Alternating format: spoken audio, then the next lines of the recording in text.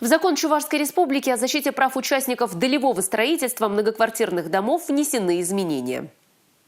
Отмечу, что в настоящий момент в регионе 16 проблемных объектов, один из которых – торгово-офисное помещение. Количество обманутых дольщиков – 2085 человек. Общая сумма обязательств – 3 миллиарда 300 миллионов рублей. Проект закона в Чувашской Республике был разработан в связи с внесенными изменениями в федеральное законодательство. Федеральными законами конкретизируются полномочия в области долевого строительства в части направлений в Центральный банк Российской Федерации, запроса об информации о страховой организации, с которым застройщиком заключен договор, получение годовой бухгалтерской финансовой отчетности в случае, если застройщик освобожден от обязанности представлять такую отчетность, размещение на своем официальном сайте сети интернет информации о проведенных контрольных мероприятиях.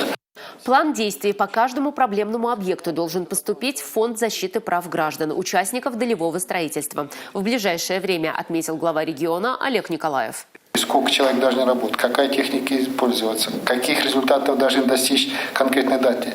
То есть индикаторы контроля реализации этой дорожной карты. С тем, чтобы мы четко понимали, как реализовывается проект, каким образом исполняются обязательства новых подрядных организаций, которые вошли на эти объекты, задача их достроить.